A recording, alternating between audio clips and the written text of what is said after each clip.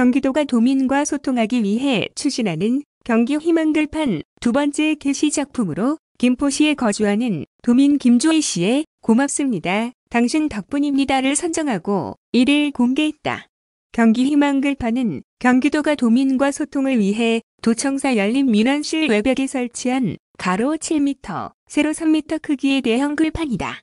도는 지난 3월 경기 희망글판을 설치하고 첫 번째 게시물로 꿈을 이루기 위해 노력하는 모든 사람에게 격려와 위로를 보내는 꿈을 이루는 건 언제나 땀입니다란 글을 게시했었다. 두 번째 게시 작품은 6월 1일부터 8월까지 게시된다. 도는 두 번째 게시 작품을 선정하기 위해 지난 4월 1일부터 15일까지 경기도민으로서의 자부심과 이웃에게 전하고 싶은 이야기를 주제로 도민 창작 공모전을 실시했다. 총 397편이 접수됐는데 코로나19로 불안하고 침체된 상황을 함께 이겨내기 위한 희망과 격려를 담은 문구가 많았다. 도는 교수, 작가, 브랜드, 홍보 등 다양한 분야의 전문가로 구성된 정책 브랜드 자문위원회의 심사를 통해 김조희 씨 작품을 일부 수정해 당선작으로 가작 3편을 수상작으로 선정했다. 김 씨의 당초 공모 신청작은 고맙소, 괜찮소, 당신 덕분입니다였다. 곽윤석 경기도 홍보기획관은 당선작 선정 이유로 코로나19 극복을 위해 치료에 전념하고 계신 의료진은 물론 도민 여러분의 협력과 배려에 깊은 감사와 존경의 마음을 전하고 싶었다고 밝혔다. 경기도가 운영하는 경기 희망글판은 도민의 삶 속에서 공감하는 이야기를 나누는 소통의 창구로서 오는 7월 중 세 번째 공모를 진행할 계획이다. 다음은 청년 면접 수당 관련 뉴스입니다. 청년 구직자들을 위한 이재명 경기도지사의 대표 청년 정책 중 하나인 청년 면접 수당 신청 접수가 6월 1일부터 시작된다. 청년 면접 수당은 청년층의 적극적인 구직활동 지원을 위해 면접에 참여하는 도내 미취업 청년에게 최대 21만 원의 면접 활동비를 지원하는 사업이다.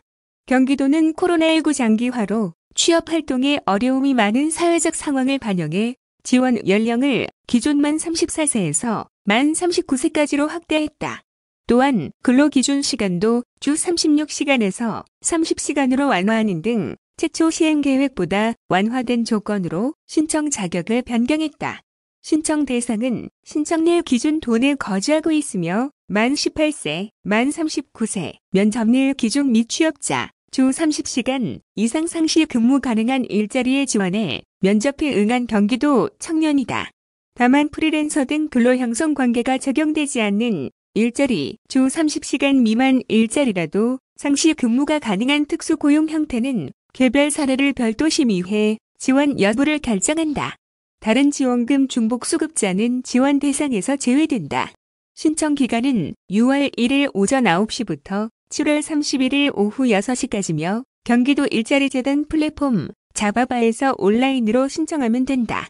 이후 면접 확인서, 중복 수급 여부 등의 서류 심사 과정을 거쳐 신청일 기준 60일 이내에 지역화폐로 수당을 지급한다.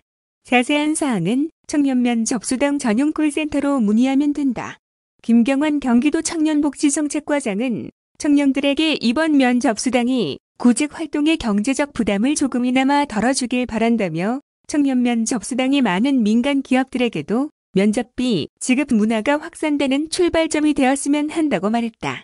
앞서 경기도는 지난해 9월 25개 산하 공공기관에게 채용 면접 응시자 전원을 대상으로 직종, 직렬 구분 없이 면접비를 지급하도록 권고한 바 있다. 다음은 민생규제 합리화 관련 뉴스입니다. 경기도는 도민을 보호하고 생업 불편을 해소하기 위해 올 1분기에 작지만 개선이 필요한 민생규제 13건을 발굴, 정부에 건의하여 3건이 수용되는 등 소기의 성과를 거두고 있다고 1일 밝혔다. 도는 도민의 생활과 생업에 걸림돌이 되는 불합리한 규제는 완화하고 안전과 생명에 직결되는 착한 규제는 강화해 도민이 체감하는 규제 혁신을 목표로 2020년 민생규제 합리화 추진 계획을 시행하고 있다. 도는 1분기에 중앙부처로부터 3건이 수용 의견을 받았고 법령 및 고시 개정 절차를 거쳐 올 하반기 또는 내년 상반기에 개정될 전망이다. 나머지 10건의 과제도 소관 부처와 검토, 협의 중이다.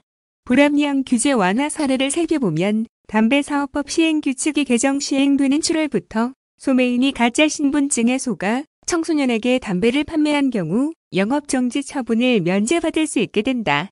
현행법상 영세 자영업자가 청소년이 제시한 위조 신분증에 속아 담배를 판매한 경우 고의가 아닌 판매에도 불구하고 영업자에게 책임을 물어 과도한 처분을 받아왔다.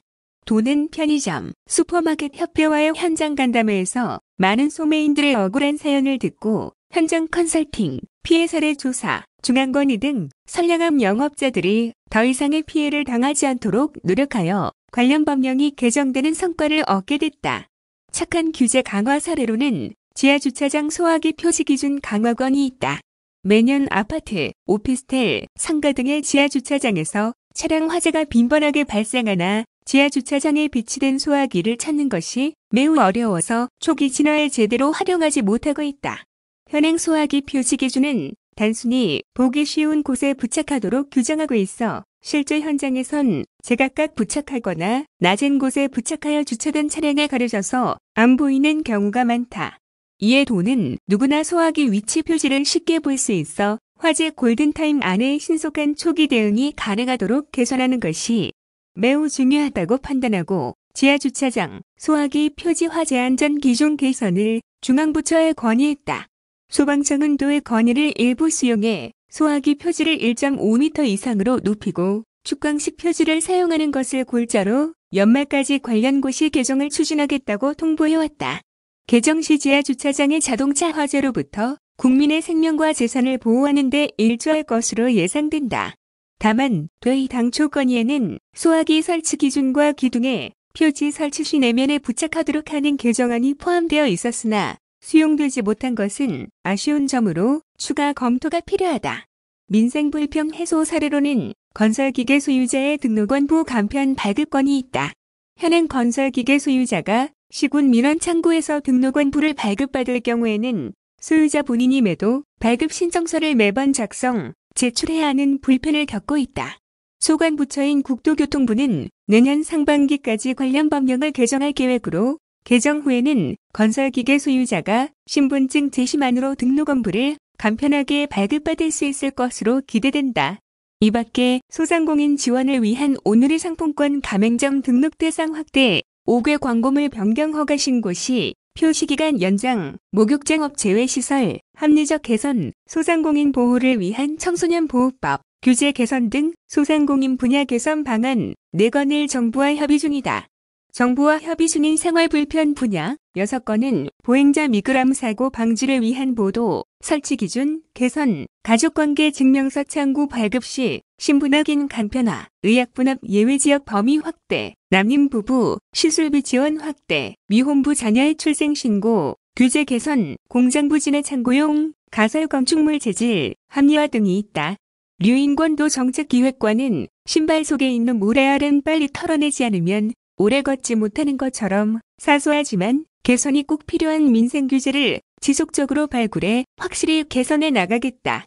며 경기도는 앞으로도 주민 생활과 밀접한 규제 합리화를 통해 코로나19로 어려움을 겪고 있는 도민들이 규제 개선 성과를 체감할 수 있도록 적극 노력하겠다. 고 말했다.